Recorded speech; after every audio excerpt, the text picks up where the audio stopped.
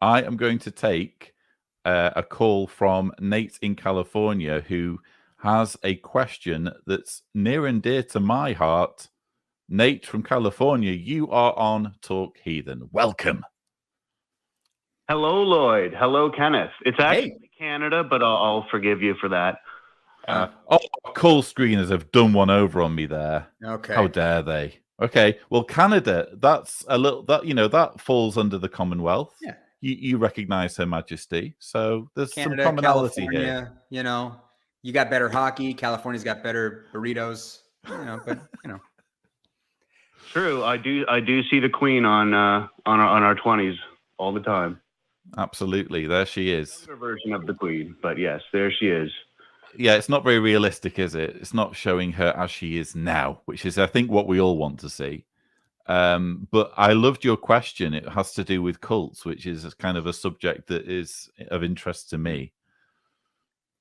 I thought you might be able to dig into this for me, because this is something that I'm sort of waffling at, and I want to hear what both of you have to say, and I kind of want to be convinced one way or the other. So my question is kind of, like, I see on a lot of atheist forums and chats comments like along the lines of the difference between a cult and a religion is basically the amount of followers that they have, and how a lot of religions start off as cults, right? Like, you could almost make the argument that the Anglican religion was kind of a cult of personality to start off, centered on King Henry VIII.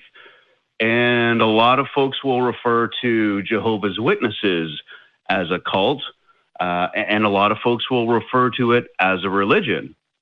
Now, for my mind, for where I am right now, I kind of think it's a distinction without a difference, really. But I'm curious to hear what you two have to say. Kenneth, can I go first? Please, you're going to have more intelligent stuff to say. I've read like 2 Steve Hassan things and watched a lot of your content. So that's my... Okay. I don't think that my view on this is necessarily mainstream. It's just the view I have, and I've yet to kind of hear anything that makes me think differently, that persuades me otherwise. If we go on the definition of cult on Google, which is based on the Oxford definition, it says a cult is a system of religious veneration and devotion directed towards a particular figure or object. So Jehovah's Witnesses might say, yes, but this is talking about a particular figure or object. We have multiple people at the top of our organization, so therefore this can't apply to us. We have a governing body of 8 wise men who deliver spiritual food at the proper time, yada yada. I think it's semantics when we're talking about how many people are involved or how many deities we're talking about. What I focus in on is the whole thing about religious veneration and devotion. And to that extent, I view cults and religions as more or less the same thing. However, as someone who works in the sphere of kind of cult criticism, I use the word cult carefully. So if I'm speaking to someone who is religious, specifically someone who is in an abusive religion, I'm not going to straight out of the blocks necessarily say, as in the case of your particular cult, because I know I'm going to be irritating them. I know I'm going to be saying something that's they're going to find offensive, and it's going to make further conversation, further meaningful, respectful dialogue incredibly difficult. So cult is, in my view, an accurate word to describe basically all religions. It's just that it also happens to be a pejorative. And when we're talking about meaningful dialogue, you really want to be using as few pejoratives, as few insults as you possibly can if you want to make headway. And the other way I see things is that, you have religions where there's very little harm, and then you have religions where there's lots of harm. So, You could, for example, have a religion that says this tin of beans is the almighty deity, and we need to worship this tin of beans because it will bring us prosperity and it will make us all fertile. That could be the basis of the religion. It wouldn't necessarily do any harm. You're obviously thinking of a tin of beans as being a deity, but aside from that, it's not a great deal of harm. But the problem you have is that if you have children, you're teaching your children this, and children will take that seriously if you tell them that at a young enough age. And therefore, you're perpetuating lies and myths. So even like the most benign religion, the most benign religious ideology you could think of would be doing harm to some extent, and therefore you could say would be a form of cult.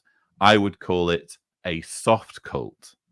Whereas you have extreme cults like Scientology, like Jehovah's Witnesses, that are breaking apart families through shunning, persuading people to refuse basic medicine, and so on and so forth. At the really extreme end, you have groups like ISIS, where people are being beheaded and that kind of thing. So I see the whole cult thing as kind of a spectrum, and I see cult and religion as pretty much synonymous, but I'm wary about how I use the word cult because I realize it's a pejorative. And if I want to have meaningful discourse about this subject that I care deeply about, I want to use as few pejoratives as possible. I don't know if that makes sense. Yeah, that does make sense, and I do agree with most of what you said, except that we all know that the tin of beans is not the one true deity; it's the can of tuna. So let's okay. So now we can have a debate about tuna versus beans.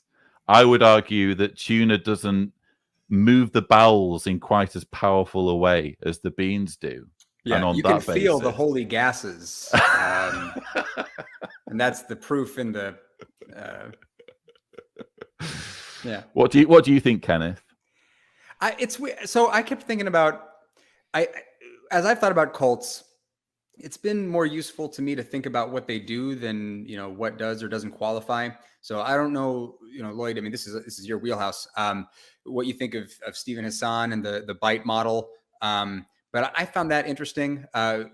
When I first started to really look into this, it wasn't related to religion at all, but political ideologies. The first book of Hassan's that I read was actually called The Cult of Trump, and it was all about how you have behavior, information, thoughts, and emotions being controlled for political purposes.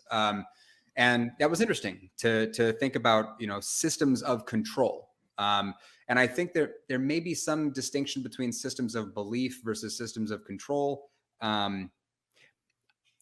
But the funny thing, I have to tell a story. So I grew up in San Diego, California, and just north of San Diego, there's this town Vista, and there was a deli up there called the Yellow Deli. And if anybody has heard of this, I'll be shocked, but outside of San Diego. But so you've got this fantastic restaurant that everyone in the community was fully staffed and run by this group that I believe was called the 12 Tribes. That it was a cult. They lived in this commune. There was rigid control over all of the people who were members of this thing. I believe the whole commune got shut down after child abuse allegations surfaced and investigations were launched.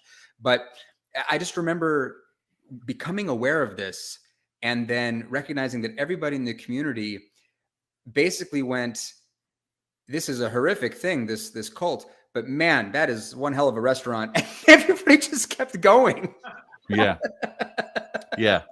If you're not the one who's suffering. Yeah. One hell of a submarine sandwich. That was it. It was just like, you'd be like, and you'd have this, it was surreal. You'd go in there. Once you knew what was going on, and you would just see it everywhere, in how the people at the restaurant conducted themselves, and they had their religious literature that they wouldn't really force you to look at, but it was there. But I think that maybe everything about how I think of this is informed by the Yellow Deli and seeing the systems of control. And it wasn't necessarily about the beliefs or the community as much as it was about the control over these people. So that tends to be where I draw the line. Also with the atheist stuff, like our community, we love quips. We love having the, sort of withering put down, and we can just karate chop someone with the, well, all it is the difference is, how many people believe something. Your religion's a stupid cult too. And I kind of hate that. I think that we should try to be accurate more than we should try to be clever. But yeah, those are sort of my thoughts streaming out. That's a really important point, because I started with the definition of cult. And, it says in there a system of religious veneration and devotion. You can have veneration and devotion to a political ideology. You can have veneration and devotion to a pyramid scheme. So these cults come in all sorts of shapes and forms. They don't have to be what we would think of as religious.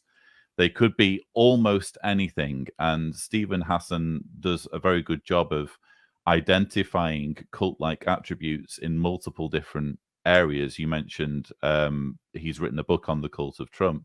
The way I think of it is the bodywork might be different. You could have a pickup truck, you could have a sports car, but when you lift up the hood, it's pretty much the same engine that's driving it. It's the same system of manipulation is what it boils down to, whether it's manipulating people's behavior, the information, the thoughts, the emotions, i.e. the bite model. It's all about deceiving people one way or the other. And so that's where probably the whole conversation on cults gets a little bit more nuanced than simply when does a religion become a cult or vice versa. Right. And like I was thinking when you were reading the definition of a cult, I'm like, well, that's Christianity. They're clearly venerating Christ. It's right there in the name. And like I'm trying to come up in my head with what is a property of a religion that is not a property of a cult, and vice versa. And like you guys are saying, elements of control, political ideology, the damage caused by being convinced of bad ideas and how that affects your decision making. And I'm like, I don't see how any of these is exclusive to a religion or a cult. I do like what you said, though, that it's useful to having constructive conversations, which is something that I still do with some of my family and folks around in my social circles. But generally, I try to avoid it because the theists tend to get very defensive and they kind of get hostile, And having a meaningful, constructive conversation with a defensive or hostile person, it's not going to happen, is it? And why make them needlessly defensive and needlessly hostile by throwing around insults? So this is why it's useful to, just because we may have an opinion on a religion being a cult. I say cult all the time on my YouTube channel because I'm speaking mostly to fellow former believers. But if I was speaking directly to a believing Jehovah's Witness face to face, I wouldn't say, hey, you're in a cult, because they're just it would be the same thing as slapping them in the face. It would just be needlessly insulting them. Yeah. The wall goes up and then you're just spinning your wheels. My line is you're never going to change anyone's mind by being an asshole. And exactly. That applies to. It's fun to try. It applies to, Kenneth doesn't know what it's like to be an asshole, but trust me, you never change anyone's mind doing that. I'll tell you this. I've had interesting conversations with people who were religious believers when they would identify something as a cult and sort of try to differentiate between, we don't do what they do. And then asking them, okay, well, what are the attributes of a cult? What makes them, bad in your mind? What's the difference between what they do and what you do? And letting them work it out, I find is a lot more useful than me trying to show them why I think they're wrong or whatever. Nate, have we given you food for thought? You have given me a tin of beans for thought, and Excellent. I will put your tin of beans beside my can of tuna, and I will let them duke it out. And perhaps I shall call next week and let you know who came out the victor. Call next week and let us know how violent the results were. Yeah. Okay. Thank you, Nate. Take care. Okay, thanks, guys. Bye.